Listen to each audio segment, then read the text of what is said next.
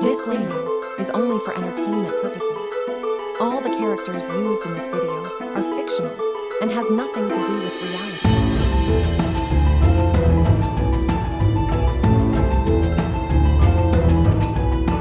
YN was walking into the park, her mind swirling with doubts and fears.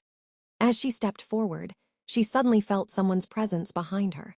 Turning around, she saw Taehyung, his head down, shoulders slouched, looking nothing like the man she once knew. Taehyung had changed so much. Earlier, there used to be a glow on his face. But now he looks like a man who had forgotten how to breathe. YN's mind spiraled back to the painful question that had been haunting her. Did Jungkook really kill Navi? Or was he just trying to scare me? Her heart pounded in her chest as she gathered the courage to ask. Taehyung, did Jungkook really kill Navi and Sumi? Taehyung didn't speak. He just nodded, his face still emotionless. YN felt her world crumble. Tears rolled down her cheeks like an unstoppable river. Guilt gnawed at her insides. It's my fault. If I hadn't dragged Navi into this mess, maybe she would still be alive today. Through her sobs, she confronted Taehyung again. Taehyung, Jungkook killed Navi right in front of you. Yet you're still working for him. Why? Taehyung's face twitched, his voice cold yet broken. Because, even back then, I couldn't fight him. And even today, I can't. YN stared at him, confused and heartbroken. Taehyung's voice dropped lower, filled with bitterness. Jungkook gave me a choice. Either I save my present, or my past, Navi or my 11-year-old sister. My Navi, my selfless, beautiful Navi. She chose to save my sister. She surrendered herself to Jungkook. YN's breath hitched. Her body stiffened as the weight of his words crushed her. Navi had sacrificed herself, all because of me. Her vision blurred with tears. But her thoughts were clear. I can't let anyone else die because of me, not anymore. Looking ahead, she spotted Jimin standing with his back turned, unaware of the storm brewing behind him. With a painful smile, YN turned to Taehyung and whispered something that made his head snap up. His face twisted in horror as he shook his head furiously. No, Taehyung's voice broke. I lost my Navi. My child because of you. I won't risk anyone else. Never, please, Taehyung. YN's voice trembled. I don't have the courage to lose anyone else, not again. Before Taehyung could stop her, YN bolted toward Jimin, without warning. She threw her arms around him, clutching him like her life depended on it. Jimin stiffened for a moment, startled, but then turned around and embraced her just as tightly. Squirrel, Jimin scolded gently, his voice full of worry. Who makes such dramatic plans early in the morning?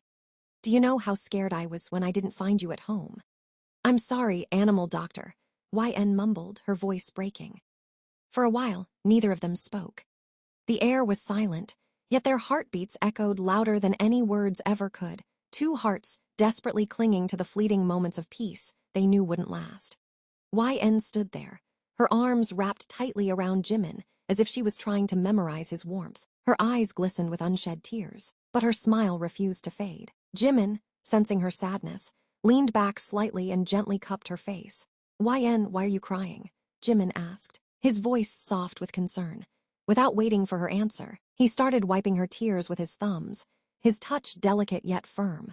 YN let out a soft chuckle, the kind that tries to mask pain. Her gaze shifted towards her daughter, who sat nearby, giggling sweetly as she watched them. YN's expression softened as she knelt beside her little girl, running her fingers lovingly over her chubby cheeks. My beautiful girl, YN murmured, pressing a kiss on her daughter's forehead. Her heart clenched as she realized how much she would miss moments like this. Jimin watched her with a warm smile, unaware of the storm brewing inside her heart. Then YN turned back to him.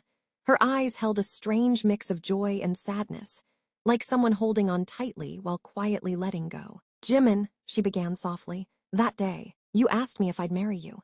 Jimin's face brightened instantly. Yeah, he said eagerly, and you never answered me. YN smiled, but there was something fragile about it, like a glass about to shatter. I know, she whispered. I didn't answer then, but today I want to. She paused, her voice trembling slightly. Yes, Jimin, I'll marry you. Jimin's smile widened, his eyes sparkling with happiness. But before he could say anything, YN continued.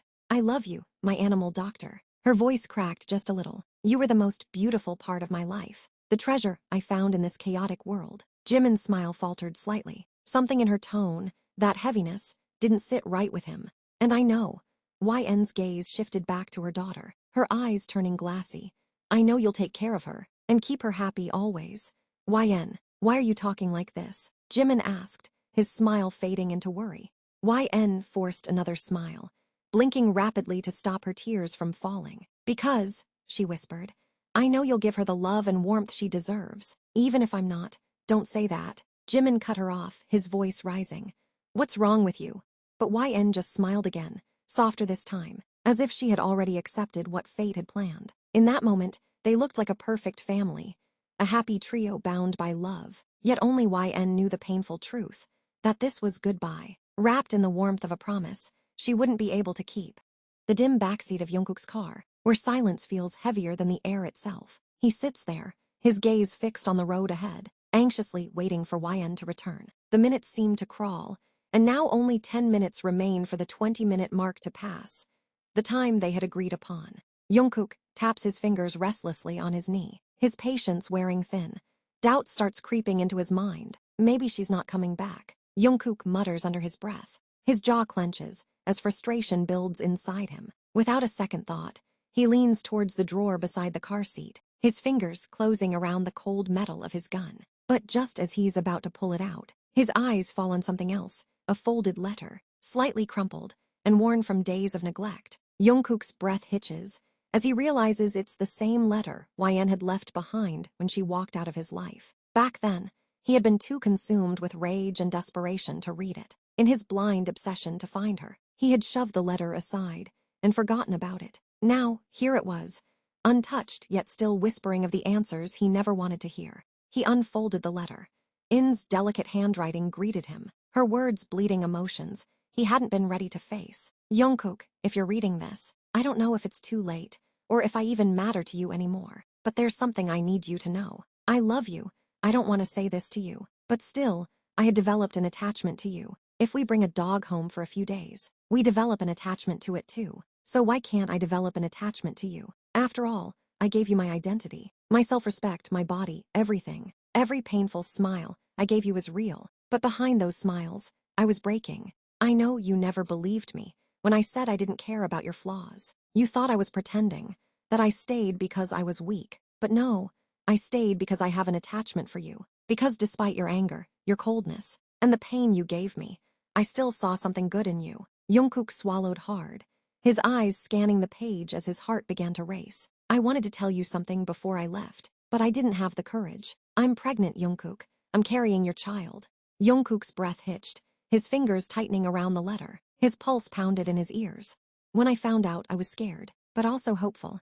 I believed foolishly, maybe, that this baby could change things. That maybe this child would bring light into the darkness we had created. I thought maybe you'd finally love me. That you'd look at me the way I always hoped you would. His chest tightened painfully. He could almost hear her voice in his head, trembling yet hopeful, like she was begging him to understand her heart. But that day, the day you looked me in the eyes and said I was nothing more than a sex toy for you, a toy you'd discard the moment you got bored, that was the day I knew I couldn't stay. You killed something inside me that day. Jungkook, I realized I was fighting for something that didn't exist. For you, I was just someone to fill your empty nights. But for me, the paper shook in his hands now, his vision blurring. I wanted our child to grow up in a home filled with love, not in a place where I was treated like a sex toy. That's why I had to leave. Not because I stopped caring you, but because I couldn't destroy myself any longer waiting for you to love me back.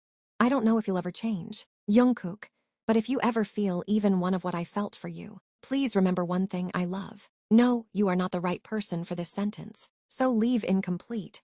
I'm still hoping you'll not find me again. Because I hate is a very big word for me, but for you, goodbye, Jungkook.